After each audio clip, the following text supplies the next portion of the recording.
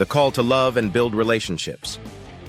God's calling is not only about our individual actions, but also about how we relate to others. The two greatest commandments Jesus gave were to love God and love others. Matthew 22:37-39.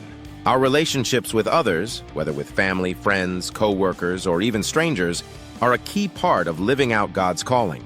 In John 13:34-35, Jesus says, "A new command I give you, love one another. As I have loved you, so you must love one another. By this, everyone will know that you are my disciples if you love one another." Our relationships are an opportunity to demonstrate the love of God in tangible ways. This love is not based on what others do for us, but on what we can do for them.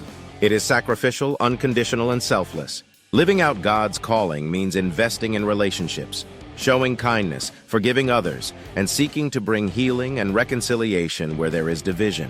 It means reflecting God's love in our interactions and being a source of encouragement and support to those around us. Using your gifts to serve others. Another vital part of living out God's calling is using the gifts and talents He has given us to serve others. Each believer has been uniquely gifted by God for the purpose of building up the body of Christ and advancing His kingdom.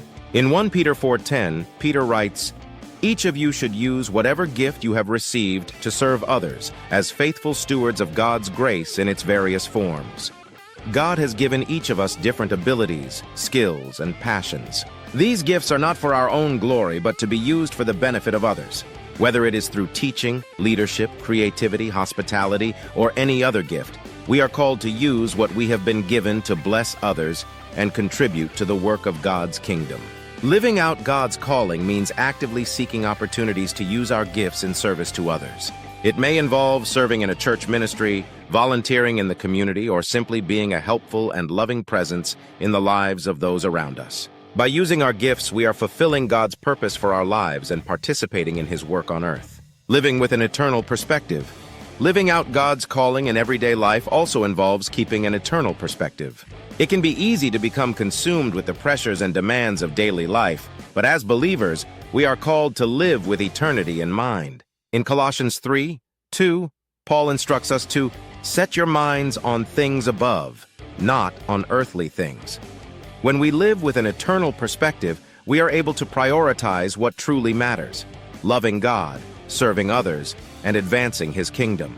We recognize that our time on earth is limited and our actions today have eternal significance. This perspective helps us to focus on the things that will have lasting impact, rather than getting caught up in temporary concerns. Living with an eternal perspective also helps us to endure hardships and challenges with hope, knowing that our labor is not in vain.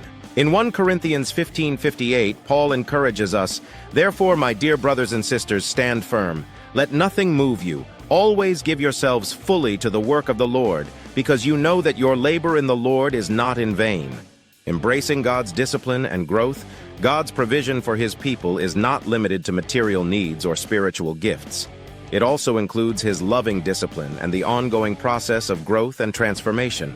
As we journey with God, we are called not only to experience His goodness, but also to embrace His discipline, which shapes us into the people He desires us to be. In this part, we will explore the essential role that God's discipline plays in our lives and how it contributes to our spiritual growth, character development, and ultimate fulfillment of His purposes. Discipline is an integral part of God's relationship with His children.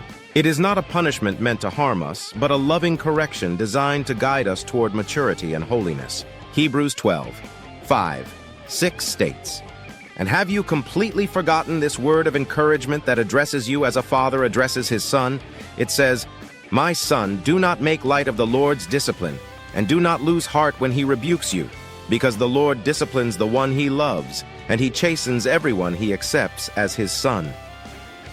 God's discipline stems from His deep love for us. Just as an earthly father corrects his child to help them grow into a responsible adult, God disciplines His children to help them grow into the people He has called them to be.